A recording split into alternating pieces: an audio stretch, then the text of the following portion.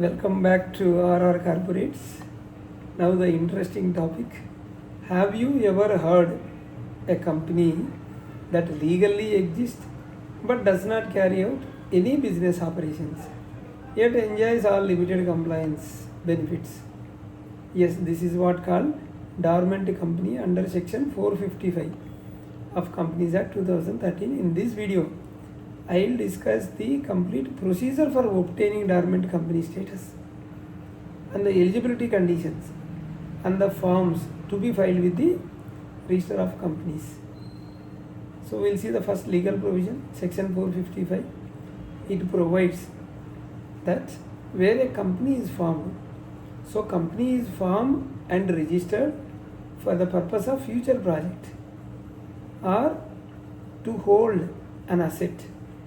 Company is formed to hold an asset or to hold an intellectual property, or if company is not carrying on any significant accounting transactions, it can apply to ROC for the status of dormant company. So this helps the company to avoid annual compliance cost while maintaining its corporate identity for future revival. The company is formed just for holding an asset or just for holding an intellectual property or for the purpose of future project. So then company can apply for dormant status. So for applying a dormant status, that company is formed, company should have formed for future project or to hold asset or to hold for IP and no significant accounting transactions. Then can company apply ROC for dormant status. Hope up to this clear. Now we will discuss what is the application form, what are the resolutions required. To obtain the status of dormant company, the company must file MSC-1 form with the ROC along with the fee. Here, but before filing MSC-1, the company must either pass a special resolution in the general meeting or get consent at least 3/4 in value. Send notice to all the shareholders and obtain a consent of at least 3/4 in value. This is the prior requirement. Form MSC-1 is the application to ROC. It requires a special resolution or consent of 75% shareholders in value. Hope you are clear. Then we will see eligibility conditions. Now, not every company can apply for dormant status. The law specifies certain eligibility conditions under Rule 3 of Companies Miscellaneous Rules 2014. Let's understand them one by one. The company shall eligible only if no inspection, inquiry, investigation has been ordered, taken up or carried out against the company. No prosecution has been initiated or pending under any law. The company has no outstanding public deposits or defaults in repayment or interest.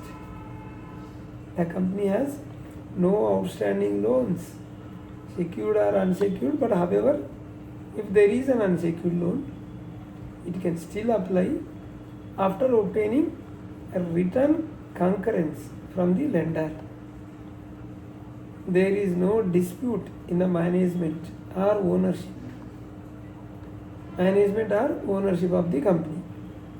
The company has no outstanding statutory dues or taxes payable to the central government or state government or local authority.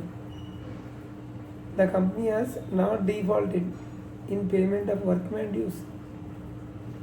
The securities of the company are not listed because listed company cannot apply for dormant status.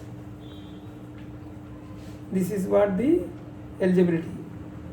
I will explain you again. So if company wants to apply for dormant status, no investigation or prosecution, no public deposits or default, no outstanding loans unless lender concurs, no management disputes, no tax or statutory dues pending, no workman dues default, not a listed company, then company can apply for dormant status to ROC in Form MSC-1. Then post approval ROC status. Once the application in Form MSC-1 is filed and verified, ROC will issue a certificate in Form MSC-2. Application is MSC-1, then ROC will issue certificate, that is MSC-2. This is granting status of dormant status. Such a company's name is then entered into register of dormant companies maintained by the ROC. Then even after becoming a dormant, the company must file a return of dormant company in Form MSC-3. This is MSC-3 annually, yearly once company needs to file to ensure that it continues to comply with basic conditions. Then after approval, ROC issues MSC-2, company name entered in the dormant register maintained in ROC, and must file MSC-3 every year. MSC-1 is application, MS-2 is a certificate issued, MS-3 is every year filing form. What are the advantages? Reduced ROC compliance burden because the company is not doing any business. No need to maintain elaborate accounts because there is no business at all. Retain legal entity for future activation because of the for future project is incorporated. And it protects the name and assets because the particular name you got it, and can be revived anytime by filing Form MSC-4. Reviving the company from dormant status, file MSC-4, Form MSC-4. These are all forms. So if dormant company wants to become active, so it can file MSC-4 to the ROC seeking to regain active company status. So registrar will issue certificate in Form MSC-5 confirming the change. So MSC-4 is application for revival, MSC-5 is certificate of active status. So that is the complete process to obtain dormant status under section 455 of Companies Act 2013.